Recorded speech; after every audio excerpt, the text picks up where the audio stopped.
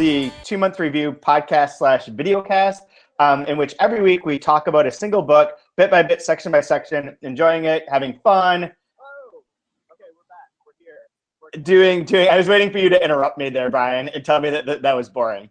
Just gonna let it go. No, just go ahead. Okay. I like watching people bury themselves and go ahead. So over 2-month period, we are reading The Physics of Sorrow by Georgy Gospodinov. We've been talking about it for the past 4 weeks. We've gotten through the first 3 sections, and tonight we're going to be talking about section 4, Time Bomb to be opened after the end of the world, which goes from pages 119 to 150. If you haven't read it, don't worry. We'll catch you up. This isn't about like testing you on your book club skills, but much more about just conversing, having a good time, being a little bit nerdy about books, and also, I believe, giving out March Madness predictions and surefire bets. Dang, who doesn't like that? Do we have? I have nothing to offer in that regard. That's because your alma mater sucks. Yeah, I mean, it barely has a basketball team, but that's fine.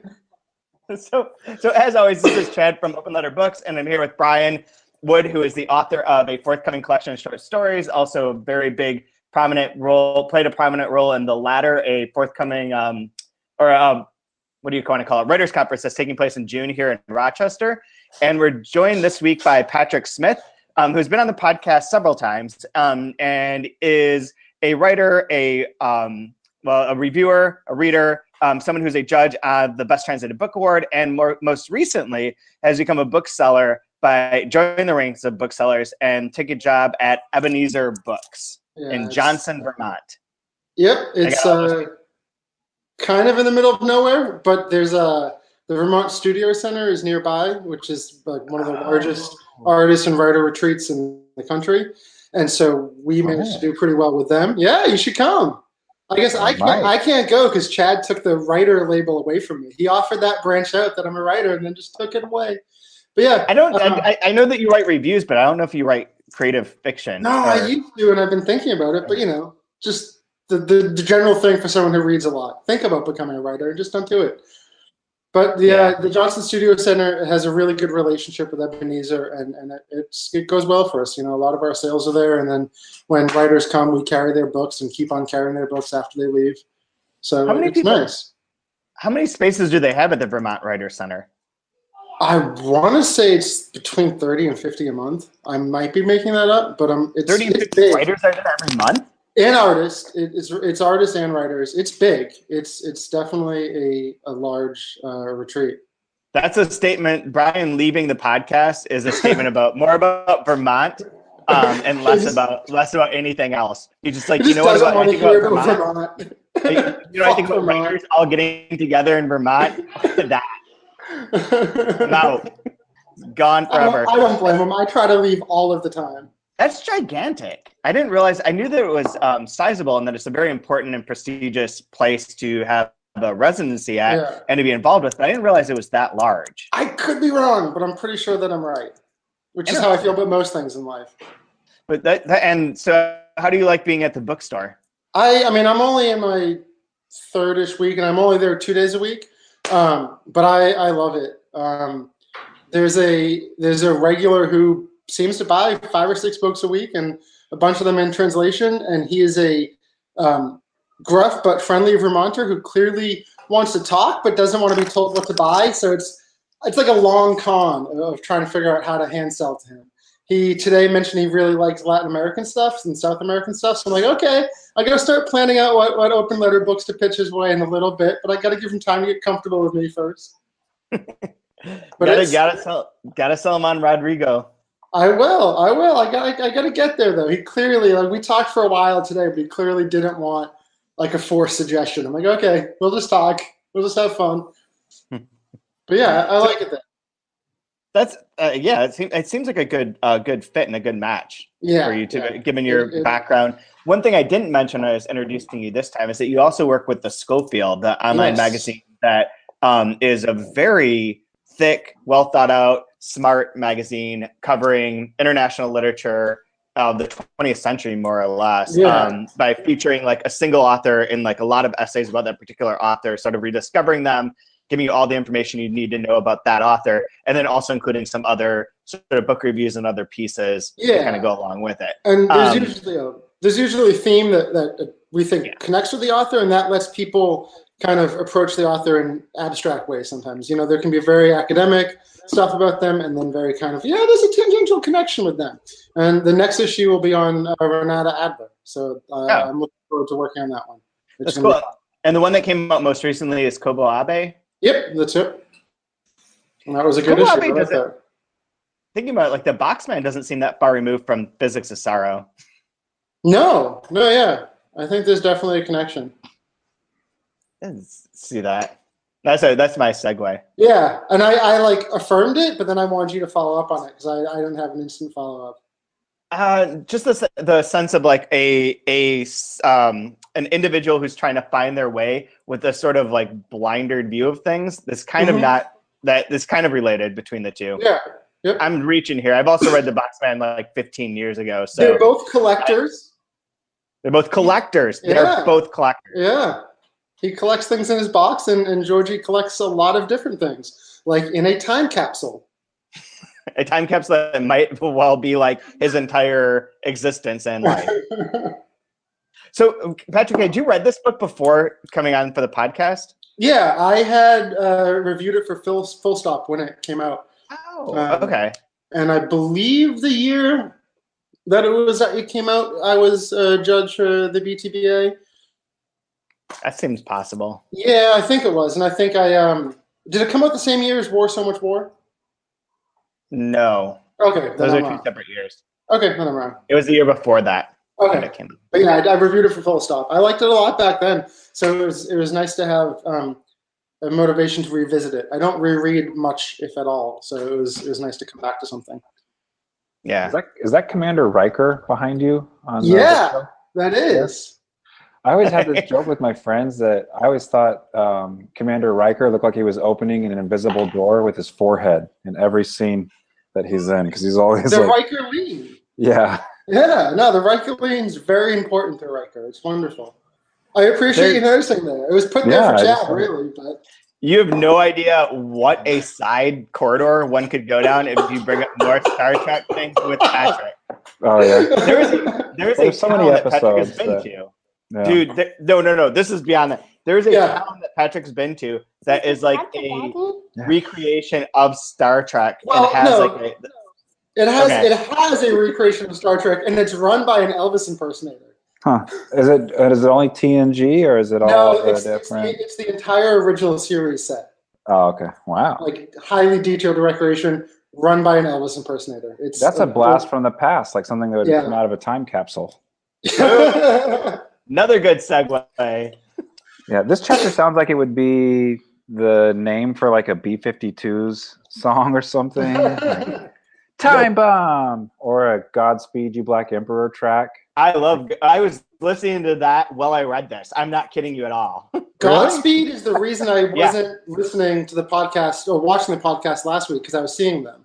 Really? Yeah, they were here last Monday. What kind of crazy world of coincidences do we live in which you make that joke and we all have connections to this book? I just feel like you had to have it when you were in the dorm room so that you could be like, fuckable with the hip chicks. Yeah, what's funny is looking at the show, I don't think many college kids listen to Godspeed anymore. There were some college kids there, but it was clearly a lot of people who went to college a while ago. Yeah, these are all old people. Yeah, all old people now. And it's the first time in my life I've ever felt out of place for not having a neck or face tattoo.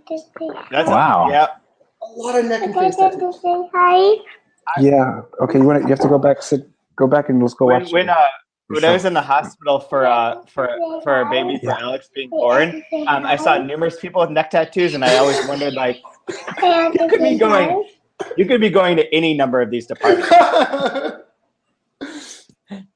Oh man, that was up the dog. So this section, book. This section, I will try and recap it. Although this is one of these classic Ghost of Dino sections where there's not really a plotted recap so much as a number of different little themes or bits and pieces that kind of tie together or reflect off of one another. So it opens with him talking about the process of aging and losing his empathetic abilities, and that as a result, he's starting to like collect things, to go think back on things, to get more nostalgic, to remember his childhood a lot more, and talks a lot about time capsules and the variety of time capsules that existed in his youth and throughout history, and different ways that worked, and gets into a lot of ideas about archives, about preserving things for the future, especially in relation to the time when he was growing up, which was at the height of the Cold War, when everyone assumed that they were going to die through nuclear holocaust at any moment in time, and seemed quite possible. And then there is Chernobyl, which felt like that was really the beginning of the end for a lot of people, and talks about like the idea of like finding things later on, which we can get into, which is one of my favorite parts, of like finding these time capsules later on and how they would be treated if they really were reopened after 5,000 years, after like a series of like cataclysmic events where a new human species or whatever found these things and how they would interpret them. So I think that's a generalist summary of what's in here, right? Yeah, I think that works. So what did you think of it, Brian? It brought back a lot of fond, interesting memories. Like I know, like I assume most people at some point wanted to bury a time capsule with their friends, or they went to school and would bury a time capsule or something. I thought about the stuff that I put in it, and I haven't dug it up yet. It's been almost 30 years, or not 30. It's been almost 25 years, 30 years since I buried it. So you actually did one? Yeah, me and my friend did. His house, they were doing an addition to the house, and so we measured from his property line before they poured the foundation, so it's under a house right now. We put it like we put it in an old Tupperware, like piece of Tupperware, and like duct taped it. And I'm trying to remember what I put in it. I put my favorite teams. I put a rookie card from all my favorite teams in there. So there's like a Barry Bonds rookie card in there. So you want to go dig that out, don't you? I don't know if that's worth much, but then like for whatever reason, we had a 3.5 floppy disk, because that would last longer than the 5.5-inch one of the Anarchist Cookbook. This was like back before that was banned on the internet. This was like 1995 probably when we did this. Oh my God. So I have the Anarchist, because we like to make our own firecrackers and, you know, like little boys doing stuff with that. Yeah. Before we realized it was for like crazy skinhead militia people. We're just like, oh cool, we can make our own smoke bombs with this. That's so fun. Yeah. And so for some reason I thought like, well, this is important because this probably won't be around. Like this seems like it should be illegal, so we'll put that in there too. So yeah, people in the future need to know how to make bombs. Oh, yeah, and also like how to turn bananas into weed. Yeah, exactly. So it was there's baseball cards and that. Yeah.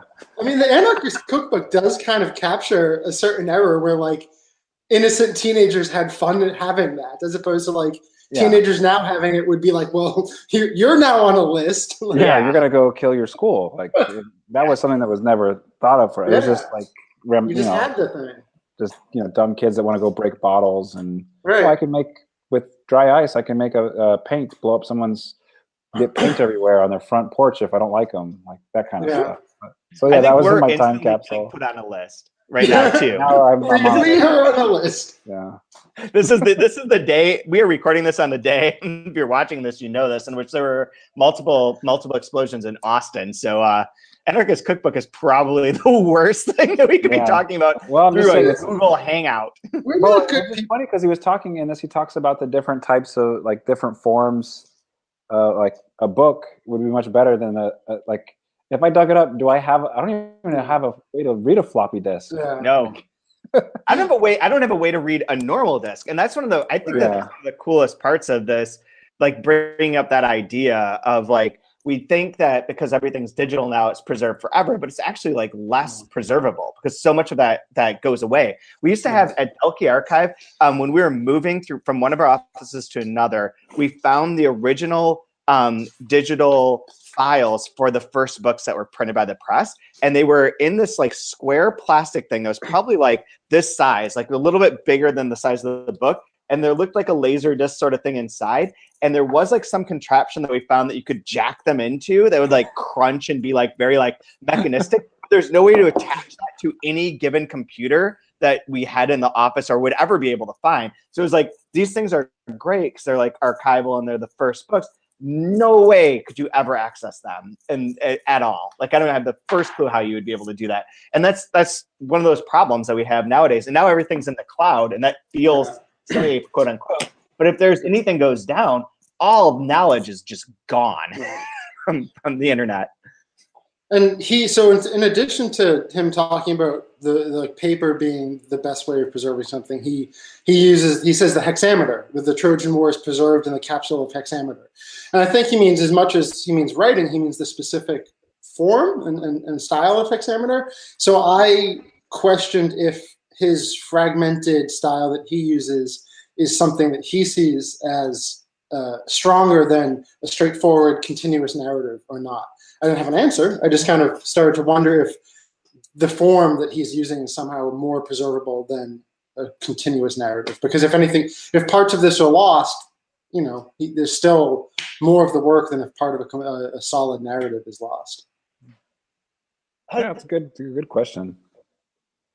That part too reminded me, like, way back. I remember reading a sonnet by Spencer. I think it's like Sonnet 75 or something like that, where he's talking about he has like a lover and he keeps writing her name in the sand, but it gets washed away. Mm-hmm. And like, well, the only way to make this last forever is if I like actually write it down and publish it, or like it's an interesting way of thinking about eternity. Like, somehow having it written down on paper makes it last longer than digital or acid-free paper. Yeah. This book will last longer than all those floppy disks that are in your time capsules. Well, maybe it's good. That book should. I'm not one to ban books, but that book's very dangerous. So I'm glad my floppy disk has become obsolete and making thermite or whatever. It's not good for a 7th grader to have that, I guess. No, probably not. Probably true. That is true, like what you're saying about like the strength of the book, because like they're in this form lending to that, because there is a sense that if you miss a section or whatever, like, it's okay. It sort of doubles on itself, and then you don't need every little step of the plot. You need the tone, you need the atmosphere, you need the sort of general ideas that he's talking about, and the character is much more important than like what happened before and after, the causality. So it is like in terms of like writing a code or creating some sort of coded idea, that is a much stronger way of doing it, I think. Yeah. It's prepared for decay. Yeah. So you guys were both alive for Chernobyl, right? It wasn't really formative part of my growing up or anything. Yeah. I mean, my only stronger memory of Chernobyl is kids who came over and were adopted in the U.S. who were like Chernobyl kids. Well, see, we didn't have Chernobyl kids. We had Afghanistan kids. And I guess on the West Coast. East Coast took the Chernobyl kids, West Coast took the Afghanistan kids. Whatever. Yeah. Oh man, that's one of the things that comes up then for me in thinking about this, because a lot of the stuff in here deals with like that idea of apocalypse and of like the fact that I like the section here. Just lost it. About the 60s and 70s. Yeah, 142. And it's like it was in the air. They all had the premonition of apocalypse in the late 60s and 70s, these new realists. And there was that sort of sensibility, I think, of like people doing things and that the world was, the potential for it to end was right there. And I remember like when he talks about like the what's going to happen in a nuclear bomb, the houses will all stand, what you should do from the classroom. And like people make fun of that a lot, of like the getting under the desk and all those kind of like old school how to survive a nuclear attack. Put your head away from the mushroom cloud. That's gonna do it. And don't look at it because it'll hurt your eyes. Like what? When your body's incinerated, you don't want to see it. Yeah, it's probably best. It's best to go feet first. Yeah, it's so crazy, man. But that was really palpable. Even when I was growing up, which was after that period of time, but in like the 80s and through Chernobyl, which is why I always think about it. Like I remember distinctly waking up to, because I had one of those clock radios that had the numbers would flip which people recognize. And when it went off, the alarm went off, it would turn on a radio station. And it turned on a radio station one morning to reading off like sort of frightened panic announcements about Chernobyl happening, and that there's a cloud of like radioactive material that was spreading out over Europe and would be hitting the West Coast in like 3 days. And it was unclear as to what would happen or what had happened or what was going to be the result of this, because there's no information. And the Soviet Union was not forthcoming about like what the reality of that was. And so like at that moment in time, all of those fears of like this could just be a thing. You could just all of a sudden wake up one morning and someone would have set up a nuclear bomb and everything's going to get wiped out. Like that felt very real at that moment in time. And in contrast to that, like this idea of like, what would we preserve, or like what should be preserved in case of that thing, is interesting, because as he points out in here, like if you did find a time capsule after an apocalypse, after a cataclysm has happened, and it was like, oh, here's a great society, like that society led to its own demise. Well, I mean, he points out that they bury the actual like designs for a nuclear weapon in the time capsule. Like, oh, that thing that destroyed us all, we gotta make sure the next people have it too. Yeah, they bring it up and rebury it to make sure that that's there. No sense of their own destruction. And I mean, that's... Here's how to give a hug. Here's how to stop bleeding. Here's how to create a nuclear fission. Yeah, those instructions were funny. Yeah. It kind of made me think too when he got to the part about Voyager. I was always interested with like growing up learning about Voyager and what they put on the satellite, and I always imagined an alien finding it, and like how bizarre are the instructions that are on there? Like they're gonna be looking at this like, what the heck is this golden round thing? Random crap that's on it too. Like an alien's gonna have a turntable, like a Eurovision song from Bulgaria. you can dig up a golden record and sort of like, I have no idea what to do with this. It would be a placemat in the middle of someone's table with flowers on it. This has all of the songs of all the languages on our planet. Like, oh look, you can put a bowl of fruit on it. Like, it's a very pretty table. I like this. Yeah, it was funny too. Like I like them thinking like they were the only song, and then they got really mad. Like, oh, there's this crap on it too, and Jimmy Carter says hi on it. What the hell? The Jimmy Carter stuff is so fun. Like, I love how they pictured him with like a cowboy hat, riding like it was Dr. Dr. Strangelove or something. It's just fantastic. Like, my parents all view him like, oh, Jimmy Carter's weak. He is a weak guy. He wouldn't drop a bomb on anybody. That's his problem. Yeah. Yeah. But they were convinced. They're like, oh yeah, this guy's crazy too. Look at his teeth. You can't trust a man with teeth like that. They have poor Jimmy. Really poor Jimmy. No, it was just really interesting to see the way a communist country was looking at him, and the caricatures they would do of him.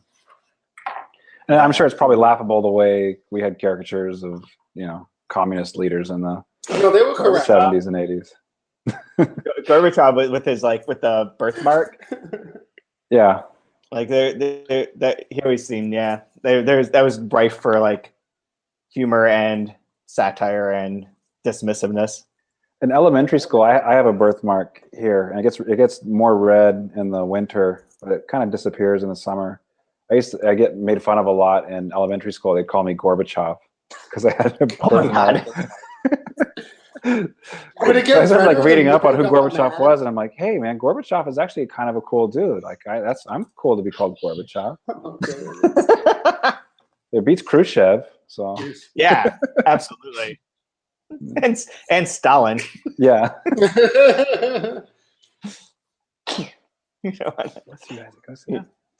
Don't want to be called that. I don't know what else I was going to say about this. I forgot now. I don't know what else. Anyone else that had to jump on here? Oh, I know what it was. The other part related to the time capsule idea was the essays that you'd write. Like what's the world going to be like in the year 2000, right. And all those kind of things, which are super fun. Like even nowadays, I'm sort of a sucker for when they have like time capsules in like local museums or whatever, or dig them up and they're like, here's a letter from the mayor from 1849 to the residents of Rochester in the year 2000. And it's like, I'm sure that your glorious city is filled flying cars and horseless carriage and whatever. And you're like, no, it's just a goddamn parking lot. Like, I love that his is like, how do I see myself in the year 2000? I don't, because in the year 2000, the world will end. This is a fact. Which that was another, like, all this is a really like nostalgic chapter, like memory of all those different ideas of not only time capsules from your youth and all the different variations on that and like the Cold War fears, but also like the idea that like I lost my train of thought. Totally forgot. Never mind. I got distracted by the baby. But like, are you hungry? Yeah. I'm very hungry for the baby. This podcast is going off the rails. That's fine. I mean, off the rails is fun, right? Yeah, absolutely. But yeah, it's one of this is a chapter I really like. I actually think that so far of the book, of the parts that we've talked about, this is my favorite one to just read on its own. That I like all this stuff. Like I like all those kind of ideas. I like all the time capsules. I like all the bits about the book and about kind of this idea of like a book being a repository for these memories and for archived things and for ideas that get trapped in there and that are more lasting, more permanent than a lot of things that you would try and save in other ways, in other sort of media. I also really like the section about the bees and the collapse of bees, like the colony collapse disorder, because I'm fascinated by that, and I've been fascinated by the whole bee trauma for a while now too. And the little satire of like people collapsing and just being like reverting back to like 30 years ago and having no memories sounds kind of wonderful, to be honest. Yeah. I don't know if you guys got this or not, but when I was living in California growing up, there was always this scare that there was this African killer bee invasion that was on its way from from South America, and it's making its way up. And it just killed a kid in New Mexico, and it's on the way to get us. We remember always being scared of like killer bees. Instead, we're going to die because there are no bees. Yeah, exactly. It's just the opposite. It's not one thing; it's the other. I mean, I think that this whole section just represents the book. You know, it has humor, it has sadness, it has the Minotaur myth, it has. I think nice thing. It has Jimmy Carter. One nice thing about that colony collapse thing is it's one of the few moments that really pulls the book to the present. You know, it's him talking about something happening now, or happening still. Yeah. When he wrote it and now, and it just reminds you this is an ongoing project. That this isn't, as much as this book is nostalgic, it is not simply about nostalgia. It's doing something with nostalgia. Right, and it does set forth in the way that when we talked about that section of Freisan's The Invented Part, where it sort of was the frame for everything else. This isn't necessarily like that, but it does have that feeling of like suddenly you can map on there that the Minotaur as him as the author in the midst of his labyrinth of like memories and archives and things that have been saved, which are also being preserved in the book itself, because if you don't preserve them there, all this other stuff's going to go away, and tying in all like the different moments of apocalypse and of catastrophe. So there's like the idea of nuclear annihilation, but then also like towards the end where it's like the bees are going to die, we're all going to die, and then there's the blackbirds falling from the sky, there's all the crabs showing up, all these things that are real events that are like ominous and terrifying are always right there kind of on the outside. And if you were the Minotaur in the labyrinth, that would always be kind of a present fear, I would think. Yeah. And also, like, there's always new ways he's using the Minotaur myth. But the little moment I really liked in this is the section just called Side Corridor, and a person wearing a gas mask resembles a Minotaur, and then it's simply a picture of a gas mask. And there's two things I like about it, which is just it's again him placing the Minotaur myth on something in his life to make sense of it, to give it some sort of order for him. And I was going back to that fact that this book is very disordered in a way, is that myths are like that. Myths are constantly fragmented. There's many different versions of a myth. Some versions collide and form a new version. Other versions are completely disparate and contradictory. And he's doing that with himself and his life and the Minotaur. The other thing I like about that is, this book is funny, and it's funny in a lot of different ways. And that was subtly funny there. It's like kind of just simple, dryly funny. And it reminds me of one of my favorite moments in Sebald's books, which I can't remember which book it is, but Sebald is someone most people would never call funny, but it's either in Immigrants or Vertigo. There's a moment where he's at a little inn and he's describing a toaster, and then there's a photo of the toaster. Mm-hmm. And most of his photos are these like sad, melancholy, something important, and then but this moment of like, man, is this toaster I like? And that like dry humor reminds me of the Minotaur mask. And I did not prepare well enough. My computer's at 9%. I'm going to go grab my cord and be right back. Geez, live on the edge. 9%. I'd let that thing go down further than that. Come on. Yeah, you can get down to 1, 2. Weak sauce, Vermont. Yeah, I mean, absolutely. there's other like very kind of, I wouldn't even say they're subtle, but just even in the beginning of the chapter, page 119, where it talks about being an empath and the corridors towards others and their stories, which were once open, now turned to be walled up. That gives you that idea of like the maze where you think you're going down a path and it stops, right? Like, so you're just kind of reintroducing the labyrinth. And I really like that idea too of like treating it as if it's real, as if like he could go into people's memories and relive them and see them and all that. Like treating that in an honest way, and then saying like, as I grew older, that went away, is really makes it feel almost more possible to me. Like kids do have this like very empathetic sensibility, and they can't obviously travel through time in people's memories, but they do have like a certain sensitivity to other people that does get sort of walled off as one grows older, and as you start to like have too much shit that you've accumulated in your life and too many other things, that all that kind of gets cut away, and you end up with detritus that is meaningful to you or isn't meaningful, but has some sort of thing that you've collected, be it memories, be it stories, be it other people's stories, be it actual factual tangible objects. It's all around there, and it is. I do think that's really that section is really powerful to me. And this is another section too, I was going to say, that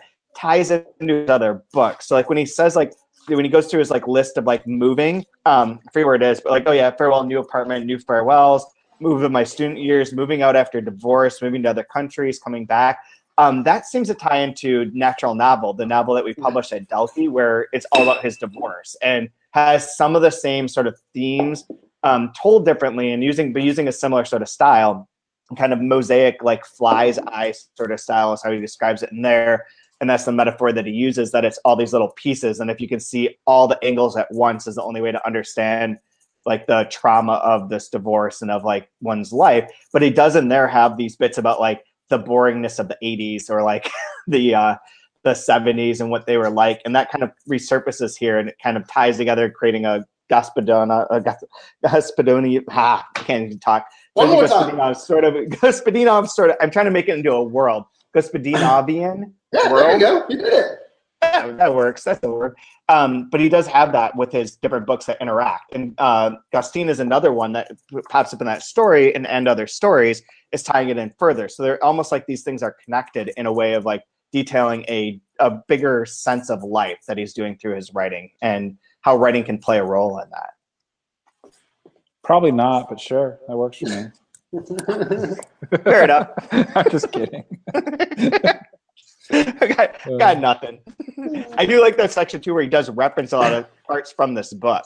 Other time capsules on 140. Since other capsules depicted the world like a postcard, kind, pretty, dancing, endlessly inventing various trinkets, the capsule in my basement had to contain the signs and warnings, the unwritten stories such as the history of boredom in the 1980s, or a brief history of the ephemeral, or an introduction to the provincial sorrow of late socialism. And all those are like names of sections in this book, I believe. At least some of them are. Yeah. Here's like goes on to I tell don't know if this was meant to be or not, but like way back on page 91, you don't have to go there necessarily. but one of the notes I did, it talks about, I don't know if this is showing up or not on it, but I said it reminds me of Voyager. Wow. Back on page 91, because it says the first mundane proof of atomism and quantum physics, we are made of specks of dust. And then just beneath there is beam of light. And there's this famous photo called, I think it's the Blue Dot by Voyager, where the Earth is just a speck of dust. And I was like, oh, that makes me think of that thing, the Blue Dot. I'm like, how everything can just die like that on Earth, and we're gone, and all our history is wiped away forever. And it's a funny story because I guess it was Voyager was about to leave Saturn, I think it was, and they couldn't really make it do anything after that. So Sagan asked if NASA could turn it around and take a picture of where it came from, like to Earth. And the scientists were kind of like, well, why the hell do we do that? There's no science in that. We already know all that stuff. He's like, no, just do it. I think it'll be good. And so they take this picture, and it's just this tiny little dot and like a little beam of light. And it's like, that's Earth. That's us. That's every hope and dream you've ever had. Every war, everything in history is that little tiny blue dot. And it's like, I think he must have been thinking about that, because it's just odd that I would have been able to think like, oh, that reminds me of Voyager, and then 50 pages later he talks about Voyager. So I'm wondering if he's if that's in there too, like this could all be annihilated and it's all lost forever. Yeah, I mean, absolutely. the book definitely echoes itself a lot, and then that's like a pre-echo. Like that's placing the echo before it actually happened, before the sound happens. So someone commenting on YouTube right now, Gabiano117, is saying that this book is perfect for rereading because of the way that it retreats and advances and circles and gets lost again and again and again. Absolutely. I think that is what we're getting at right here. I do wonder, a question for you guys, like part of like this sort of time capsule accumulation of ideas and of things, it seems to me like it's particularly relevant and poignant by being from a communist country. Like in America, we're always like, everything's progressing, the future is always great, we don't need to like preserve things in that way. But when communism has fallen and your structures are upended in that way, I wonder how much more that plays into this idea of like trying to, or to having some sort of nostalgia for that time period, for your youth or for your growing up that's now sort of like corrupted and gone. But it's also layered because it's everything that came before had also fallen. You know, there's the previous section when he can't say God, he has to say government, for the G word. And all of that stuff has fallen away, and he's old enough to remember glimpses of it, and then because of his empathic ability, he remembers more of it. So like it's that communist collapse and fall has happened, a few times over the course of Bulgaria's history, as opposed to, again, with Western history, we're supposed to just be one build before our giant epic collapse. There is like a book that we're probably going to do for this later, Facts by Dubravka Greshik, sort of ties in this too. She uses a similar sort of style at times in her writing where it's like fragmented and has like these kind of bits that weave themselves together into a larger conceptual idea. But she writes a lot in her essays about Yugo nostalgia, of like a nostalgia for the lost Yugoslavia. And like, even though things were kind of crappy under Tito and like it was complicated, there is still that sort of, belief that there was something about that was appealing, or that's still appealing. And you can get away with it. I remember talking to people in Estonia the first time I went there, and there was someone who was like, the thing was when we were under like Soviet rule, we at least had time to read. Now we don't have time for anything. We're all busy trying to like get ahead, and and like because things were limited, things meant something. You knew what Jimmy Carter was. You didn't have to question what Jimmy Carter was. Jimmy Carter was a man with big teeth who would ride a nuclear bomb with a cowboy hat on.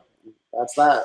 Oh, clearly. The movie with the longest title to ever win an Oscar.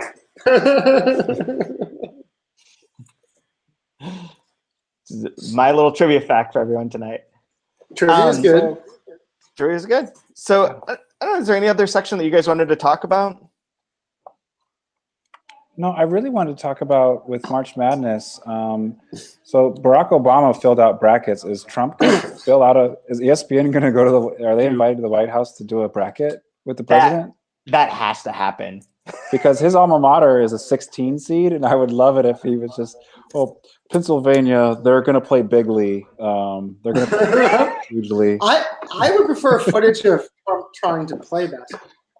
I want him to fill out a bracket. I think that'd be like must-see TV. I want to see that. I would watch that. I would 100% watch that. You know, just speaking of goofball presidents, we got to get Trump. I want to see Trump's bracket. I was gonna say, like, if you had to pick a team, if you had to make your predictions based on like the things that we've covered in this podcast, like Penn was one of the ones I was gonna choose as an upset because they're probably the only ones who are aware of the Minotaur myth out of all these other Big Ten schools. The only school, yeah. I want to see Trump fill out a bracket just so when it doesn't go his way, him claim he never filled it out that way. That wasn't the bracket. I have the bracket here. I'm going to unseal the envelope. They're all correct. As you can see here. 100% correct. Only one in the nation. Oh, God. I only win. That's all I know how to do. I do have from previous 2-month review guest Tom Roberge. He's got Texas Tech winning it all, so I think we can lock that in. Okay. I think his rationale is because why not?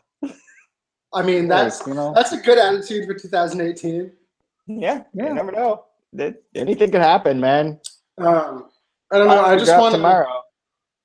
I always like to call attention to bodily functions in books. Yes. And so I enjoy that there's a section with piss humor. But however, I disagree with pretty much all of the instructions given. So one should not urinate facing the sun while standing erect, but one should remember always to do it at sunset and sunrise. Nor should you piss on the path or next to the path when out walking. Nor should you do it when naked. Nighttime belongs to the blessed. You know, I think pretty much all of that advice is wrong. I'm pro not pissing on the path, but yeah, I mean, you can piss off the path. And peeing while naked's good. You know, I like this book, but I just disagree with that little advice. That's from Hessia. That's not from him particularly. Well, but he's sharing it in a positive light, I think. Yeah, that should be a good book given instructions. I add it to the box. Yes, exactly. He thinks that should be passed on. I don't think that advice should be passed on.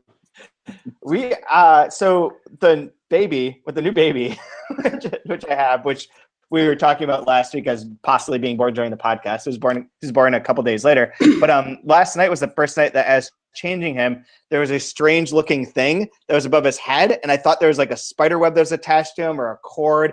And I flicked it and it was like, holy shit, he's pissing. He was peeing so hard. He was peeing over his head against the back wall in like a clear, thick stream that made it look like it was like a rubber band that you could like swing through the air.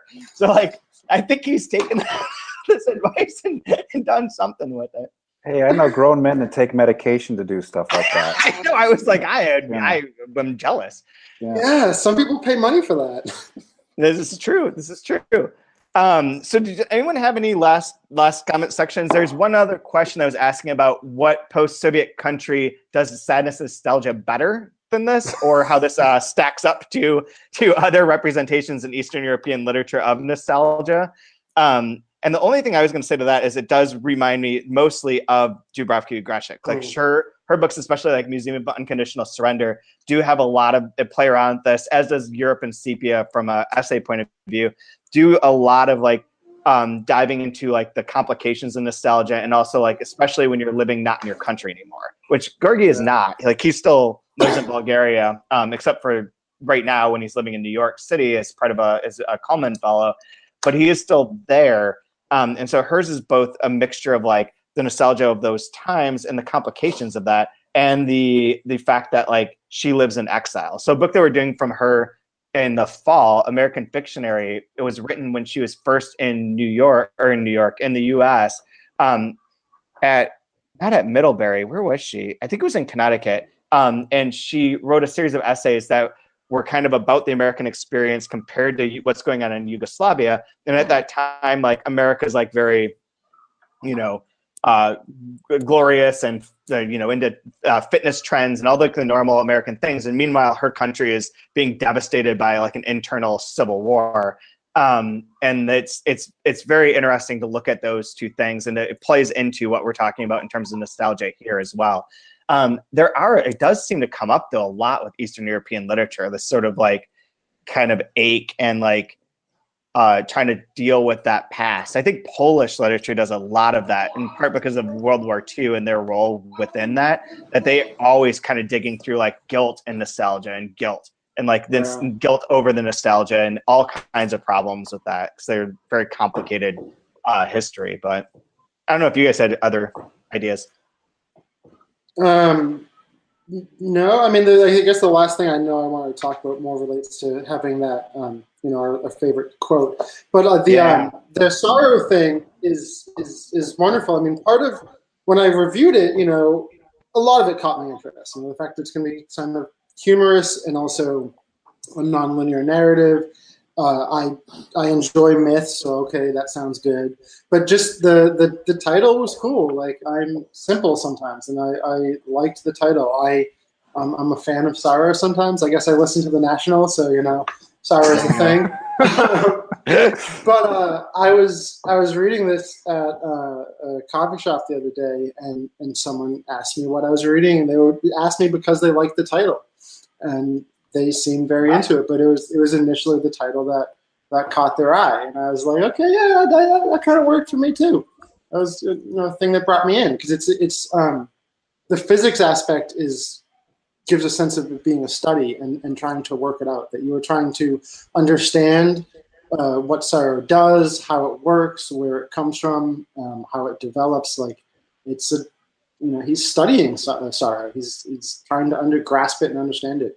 And I think here's what you said when you originally reviewed it. Oh boy! Oh shit! A quote from your original review. It probably sounds really stupid. No, the clarity of its sorrow, the beauty of sorrow, the sorrow of beauty become clearer, stronger, and the demand for empathy becomes undeniable. That works. I'll take it. Hey, well done. Well done. Hey, thank you. We should put that on the next edition. I would love that. Absolutely true. So what's your favorite quote, Brian? Let me look it up. Go ahead. You guys go ahead. Patrick, do you have yours ready right there? Yeah, you read just up until my favorite quote. I was glad you stopped. Perfect. If something is enduring and monumental, what is the point of putting it in a capsule? Only that which is mortal, perishable, and fragile should be preserved. That which is sniffling and lighting matchsticks in the dark. Now that's what will be in all the boxes in the basement of this book. And I think that captures the empathy for sorrow, and the sorrow being part of you, and being a good thing, and being more important than those things that are just going to exist no matter what. There's things that will last. There's things that are powerful that we don't need to bother writing about them, that they're going to be there. They will make us think about them. We don't need to make an effort to think about them. We should make an effort to think about these other things that can be passed over if we don't do that. I do have one, and before I say it, I will say that when we're talking about nostalgia and Eastern European books that relate to that, someone just recommended Border: A Journey to the Edge of Europe by Kapka Kasabova, which deals with the Bulgaria-Turkey-Greece border, and she touches on a similar theme. So for people listening to the podcast or finding this later, that's another book that you might want to check out if you're into. What was it again? It's called Border: A Journey to the Edge of Europe by Kapka Kasabova. Cool. Thank you. And then the section of my favorite quote from this bit is, "The day after the apocalypse, there won't be any newspapers. How ironic. The most significant event in the history of the world will go unreported." It's like, how about you, Brian? Mine came on page 132. But 20 years later, they couldn't help themselves and buried a second capsule in the same place, where alongside information about the atomic bomb and several newer weapons, they added a Beatles record, birth control pills, and a credit card. That's spectacular. Yeah. They're so Just great. that nice wry humor. I like that drawing, too, of the time capsule. That's right. The time bomb that's right below it. It reminds me, an ending. There's that John Ronson has a book that which book is it? I think it's Lost at Sea. That's basically like a series of interviews and bits about very interesting and strange people. And one of them is the guy from SETI who's in charge of responding. If aliens ever respond to the message that we send out there, his job is essentially to craft the response to them. And like it's sort of related to these time capsule things because we're sending out these messages of like for eternity that I guess are going out through radio waves now, rather than thinking of burying time capsules. Now we're sending out things elsewhere. And what would happen if someone did find them? And in this case, it's like alien life and whatever. But it's kind of an interesting concept. Like, what do you do if someone replies? Like, is that his full-time job? Like, does he just sit waiting for this? No, I think it's more complicated than that. But there's like people and they have like rules and like drafted as like how to deal with this and like what your response would be. You don't want to like and what would you do? Like you don't want to piss off anything. I would probably just say like, warning, stay away. Be careful. Like it's really jacked up here. Don't go. That's essentially. I think like one of his phrases was like wanting to say like, we tried, but we didn't do well.